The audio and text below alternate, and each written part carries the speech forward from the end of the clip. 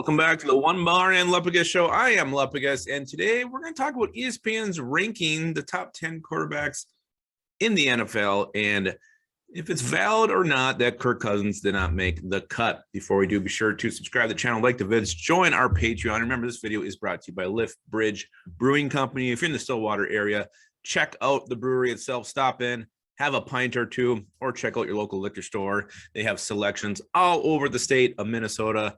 Thank you, Lift Bridge Brewery, again, for sponsoring this video. All right, so ESPN came out. Again, it's that time of year where things are slow, so you see a lot of these rankings, these lists.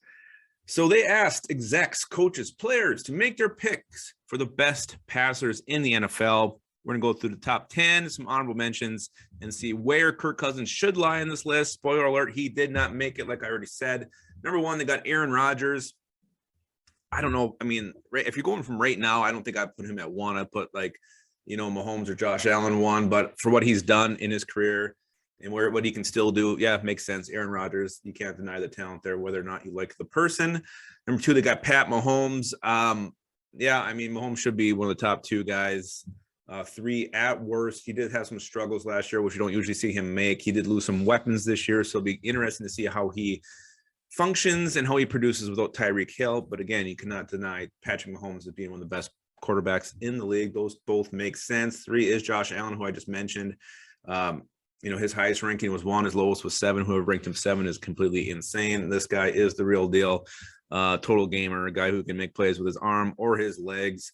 I think he's going to have a huge season. Again, Josh Allen came in at 3. No problem with that. I would not rank Kirk Cousins above any of those 3. Even if I had the purpliest of purple sunglasses on. Tom Brady came in at 4. Again, this is just looking at his amazing career right now. Is he the 4th best quarterback in the NFL? Probably not. But I get it. I get his 4th ranking, and I would rather have Tom Brady on this team, even at age 44, than Kirk Cousins. Number 5 is Joe Burrow. His highest ranking was 2, his lowest was out of the top 10. I'm kind of more toward the out of the top 10. I just need to see a little bit more from Joe Burrow. He's only really had the 1 year. I do like what he brings. This guy's competitive. He's elusive in the pocket. He's got some great weapons in Cincinnati. 5 to me is a little rich, but I would still pick Joe Burrow over Kirk Cousins. So again, no problems right now with the rankings. Number 6, Matthew Stafford. His highest ranking was 3. Lowest ranking was out of the top 10. This one's, to me, is tricky. Matt Stafford, amazing arm. The way he can throw a ball from pretty much any angle is amazing. He does make some mistakes. To me, this is very, very close. I think he's ranked too high. I would still probably take him over Kirk Cousins. I don't think he should be number 6. No way in hell. Justin Herbert, 7. I would actually move Justin Herbert higher. His highest ranking was 5. His lowest was over the top 10. I definitely think he should be in the top 10 quarterbacks. I think he, again, a guy who's down there, big season this year.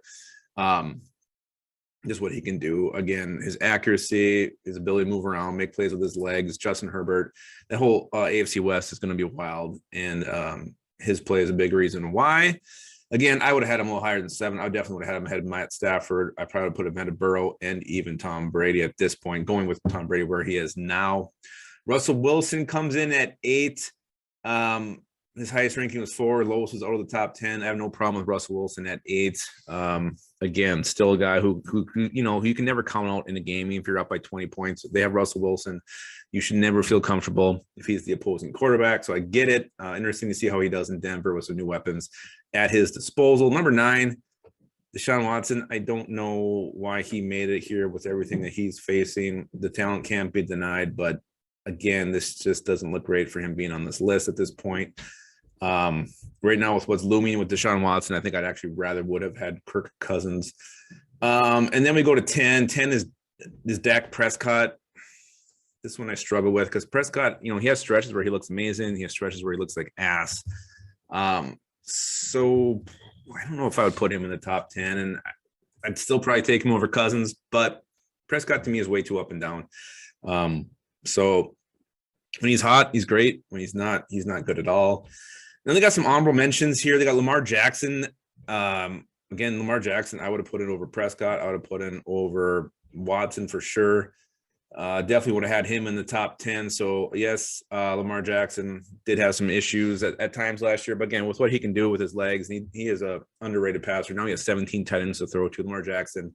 I do like him. I think he belongs in the top 10. Derek Carr. This one's tough again. Derek Carr, honorable mention.